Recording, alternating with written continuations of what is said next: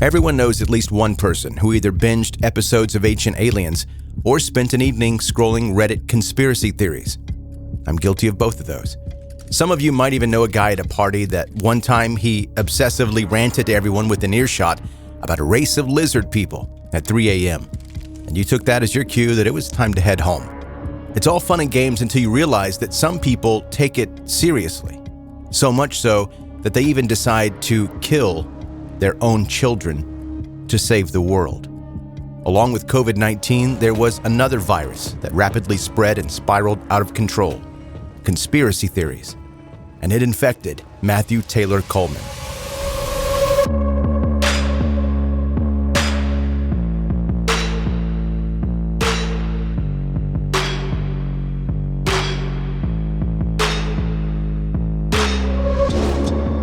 Welcome to 10-Minute Murder, brief and bingeable true crime. My name is Joe. I'm the host, and thank you for joining today. And in doing research for this podcast, not necessarily this episode, but for the podcast overall, I read a lot about personality types and psychology and habits and just overall mental health, because that has a lot to do with the subjects that we talk about here on this podcast.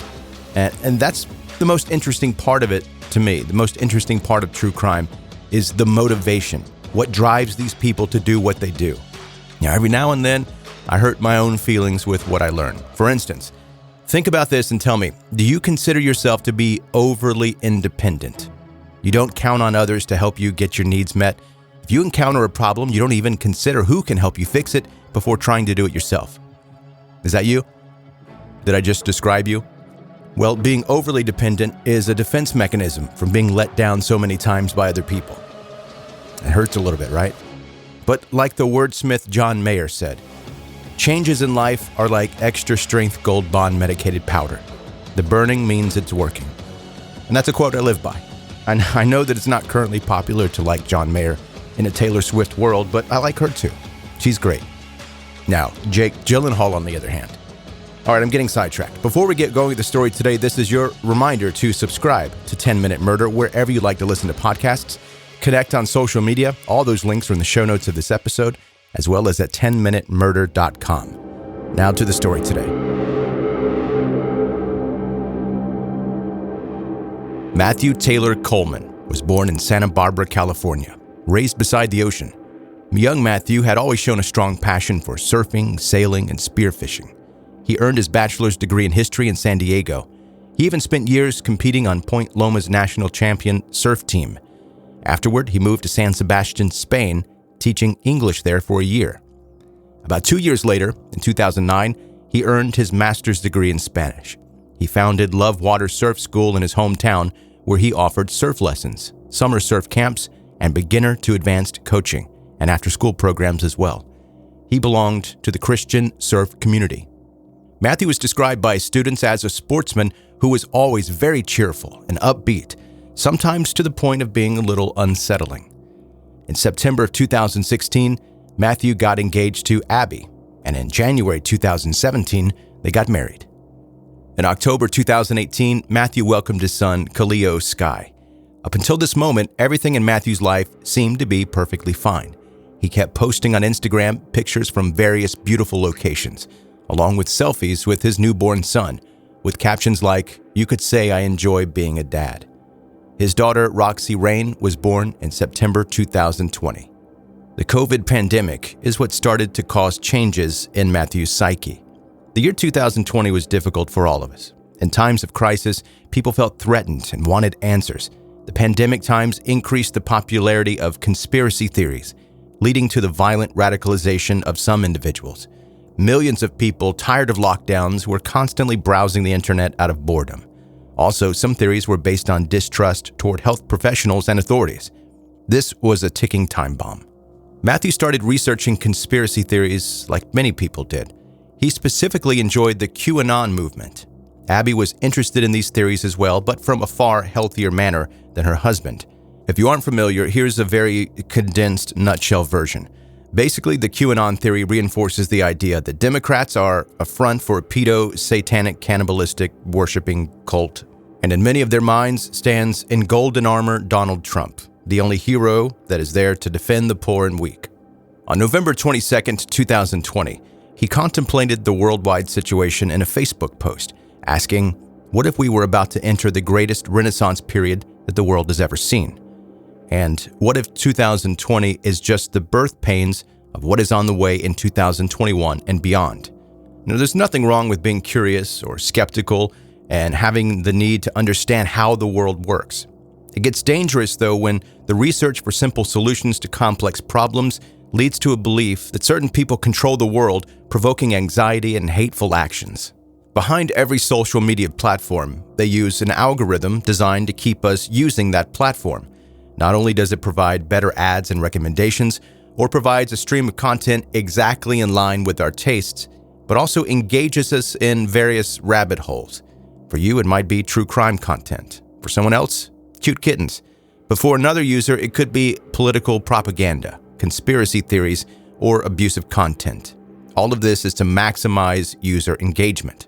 For full disclosure, my current feed looks like serial killers, because obviously this podcast exists, and also glasses. I bought a couple pair of glasses recently, and I made searches to figure out what kind of glasses I wanted, and now that's all I see in my timeline. Glasses and killers. And Buffalo Bills football news. The only space as unexplored as the deep ocean is the degree to which humans can succumb to their delusions. Our brain is perfectly able to make everything we see and hear fit our previously developed beliefs and justify them.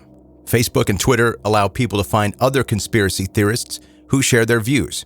Humans seek acceptance. Feeling like a part of a community can satisfy someone's need to feel special and recognized. As I mentioned before, algorithms are designed to show them what they want to see. And conspiracy theories tend to mistrust authorities, science, or even sometimes their own family. Of course, it doesn't explain how someone could possibly be so radicalized that is prone to become a killer. On Saturday, August 7th, 2021, Santa Barbara Police Department received a distressed call from Abby Coleman, who was frantically searching for her husband and 2 children. Matthew, along with the 2 kids, left the home in the family van, a Mercedes Sprinter, to an unknown destination. At first, she was simply worried because he didn't have a car seat, but she couldn't reach him by phone. She didn't know what was going on, and they didn't have any arguments before he left, and they were truly happy. Matthew called their children his treasures in the last family photos caption posted on Instagram. He even told Abby that he wanted more kids, at least 2 more kids. They were still nowhere to be found the next day. Abby filed a missing persons report. Little did she know that they had gone to Mexico. She had no information from Matthew, and he hadn't left a single clue regarding his whereabouts. Desperate, Abby used the Find My Phone application to determine where her husband's phone was on Sunday. Finally, there was the first trail. Matthew's phone's last known location was Rosarito. Unfortunately, it only sparked more questions. The day after that, she used the same location service that revealed that Matthew's phone was near the San Ysidro port of entry at the U.S.-Mexico border. And that's where investigators went to find Matthew. He was re-entering the country in his Sprinter, but he was alone. On Monday, August 9th, around 2:45 a.m., Matthew and his children left the City Express Hotel in Rosarito, Baja California, Mexico. About 3 hours later, he returned to the hotel by himself. Later that morning, a farm worker walking by the El Descanso Ranch in Rosarito found the 2 children's bodies in diapers with bloody puncture wounds in their chests and called 911. That was 7:30 a.m. The view was truly horrific. An examination later revealed that the 2-year-old boy was stabbed 17 times and the 10-month-old girl 12 times. 2 hours after the farm worker's discovery, around 9:30 a.m., Matthew casually checked out of the hotel and headed back to the U.S. After he checked out, a weird shrine was found in his room. It was composed of 2 stuffed animals with a family portrait. There was also a Gideon Bible opened to Psalm 127, which says, in part, "Children are a gift from the Lord. They are a reward from him. Children born to a young man are like arrows into a warrior's hands." The FBI, having discovered Matthew's phone's last known locations, contacted Mexican law enforcement officials who informed the FBI that they had discovered the bodies of 2 children that morning. The U.S. Border Patrol noticed that a 40-year-old man was trying to re-enter his country without the children who came to Mexico along with him.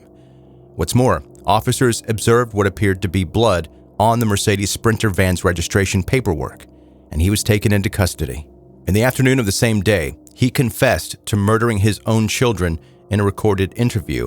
Matthew confessed that he drove his children to the side of a road near Rancho de Cio around 5 a.m. He killed them there and dumped their bodies about 30 yards away.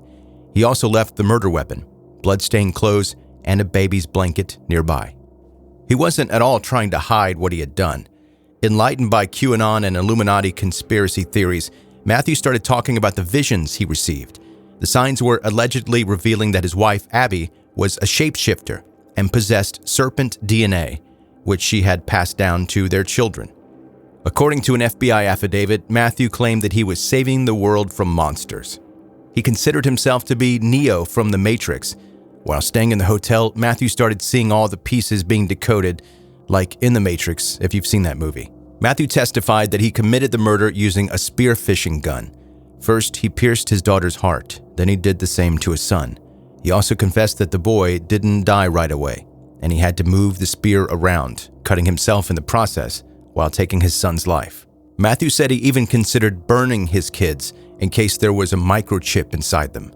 He believed that Q was actually talking to him, showing him the bigger picture, that he had to kill his children to prevent them from becoming an alien species that would release carnage all over the earth. When the investigators spoke to Abby, she admitted that she also researched QAnon, but it was her husband who became significantly more paranoid that people around him were involved in a conspiracy.